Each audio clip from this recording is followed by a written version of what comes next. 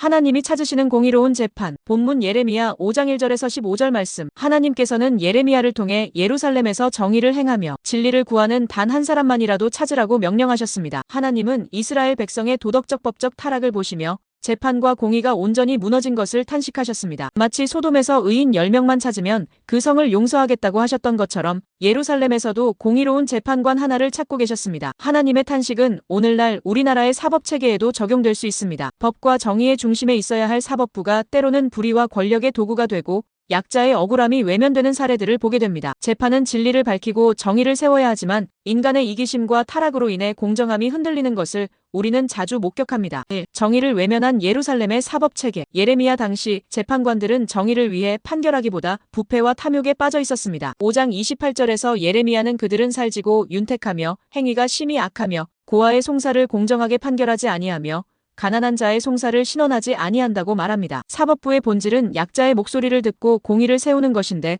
당시 재판은 강자의 편에 서는 불의한 판결로 가득했습니다. 2. 대한민국 사법부와의 연결점. 오늘날 대한민국 사법부는 법치주의를 기초로 삼고 있지만 때로는 정의보다 권력과 돈이 우선시되는 문제들을 보게 됩니다. 특정 사건에서 편향적 판결, 권력층의 비호, 약자들이 법적 보호를 받지 못하는 현실을 마주할 때 우리는 예레미야의 시대와 같은 하나님의 탄식을 떠올리게 됩니다. 사법부는 국민을 위한 정의의 최후 보루입니다. 그러나 이 보루가 흔들릴 때 사회의 신뢰는 무너지고 공정함은 사라집니다. 오늘날 우리나라의 재판 과정은 진리를 밝히는 도구가 아니라 때로는 분열과 불신을 키우는 결과를 초래하기도 합니다. 3. 하나님이 찾으시는 공의로운 재판관. 그러나 하나님은 오늘도 의로운 재판관을 찾고 계십니다. 공의로운 재판이란 단순히 법에 따라 판결하는 것을 넘어 하나님의 진리를 따라 정의를 행하는 것입니다. 하나님의 정의는 약자의 편에 서고 억울한 자의 목소리를 듣는 데서 시작됩니다. 4. 우리의 역할. 예레미야 시대와 오늘의 대한민국을 비교할 때 우리는 모두 하나님의 공의로운 재판관이 되어야 한다는 도전을 받습니다. 법조인은 판결을 통해 정의를 세우고 국민은 공정한 사회를 위해 책임 있는 행동을 해야 합니다. 무엇보다 예수님은 우리의 최후 재판관이 되셨습니다. 예수님께서 십자가에서 우리의 죄를 대신 지심으로 하나님의 공의를 완성하셨습니다. 우리는 그 은혜를 기억하며 하나님께서 기뻐하시는 정의를 삶 속에서 실천해야 합니다. 하나님께서는 오늘도 대한민국의 사법부를 포함한 우리 모두에게 묻고 계십니다. 너희 가운데 정의를 행하며 진리를 구하는 자가 있는가? 이 질문 앞에서